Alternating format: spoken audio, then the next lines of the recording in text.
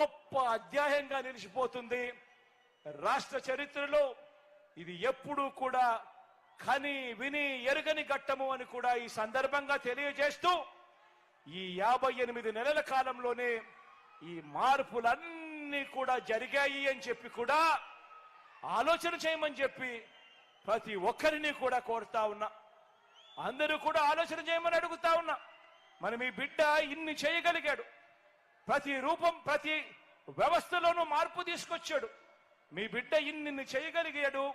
కానీ ఎందుకు 14 ఏళ్ళు ముఖ్యమంత్రిగా ఉన్న చంద్రబాబు నాయుడు గారు, 3 సార్లు ముఖ్యమంత్రి అయిన చంద్రబాబు నాయుడు గారు, 75 ఏళ్ల వయసున్న చంద్రబాబు నాయుడు గారు ఎందుకు చేయలేకపోయారు మీ బిడ్డ చేసినట్టుగా అన్నది ప్రతి ఒక్కరూ కూడా ఆలోచన చేయమని కోరుతా ఉన్నా.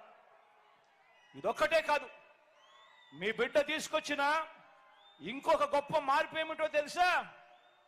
మీ బిడ్డ తీసుకొచ్చిన ఇంకో గొప్ప మార్పు విశ్వసనీయత అన్న పదానికి అర్థం తీసుకొని రావడం మీ బిడ్డ తీసుకొచ్చిన ఇంకో పెద్ద గొప్ప మార్పు అని కూడా ఈ సందర్భంగా చెప్తా ఉన్నా.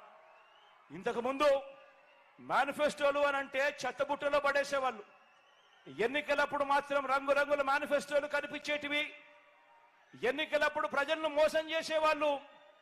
ఎన్నికలు అయిపోయిన తర్వాత చెత్తబుట్టలో వేసే సంస్కృతికి పూర్తిగా కూడా పక్కన పెడుతూ, ఎన్నికల మేనిఫెస్టోలో ఎన్నికల్లో మాటిస్తే, ఎన్నికల మేనిఫెస్టోలో చెబితే మొట్టమొదటిసారిగా ఆ ఎన్నికల మేనిఫెస్టోను ఒక బైబిల్ గాను, ఒక ఖురాన్ గాను, ఒక భగవద్గీత గాను భావిస్తూ ఏకంగా 99% వాగ్దానాలన్నీ కూడా అమలు చేసి ప్రతి గడపకు వెళ్ళి చేసింది చూపించి ఆశీస్సులు తీసుకుంటా ఉన్న పార్టీ ఈ దేశంలో ఏదైనా ఒకటి ఉంది అని అంటే అది మీ వైఎస్ఆర్ కాంగ్రెస్ పార్టీ అని చెప్పడానికి గర్వపడతా ఉన్నా.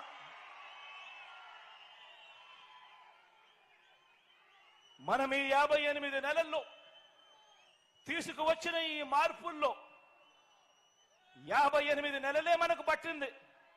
మీ బిడ్డకు ఈ 58 నెలలే పట్టింది. 58 నెలల్లో మీ బిడ్డ తీసుకొచ్చిన ఈ మార్పుల్లో ఒక 10% గాని, లేదా వదిలే ఒక 5% గాని చంద్రబాబు నాయుడు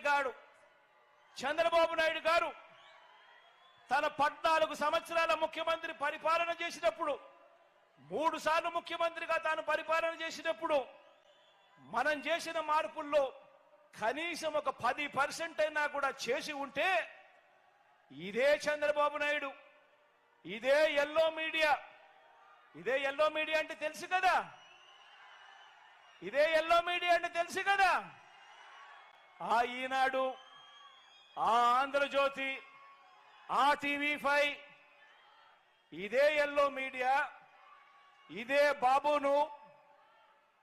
బాబు పోషిస్తా ఉన్న ఈ ఎల్లో మీడియా, ఇతర పార్టీలో పెట్టుకున్న ఈ వీరంతా కూడా ఏమనేవారో తెలుసా?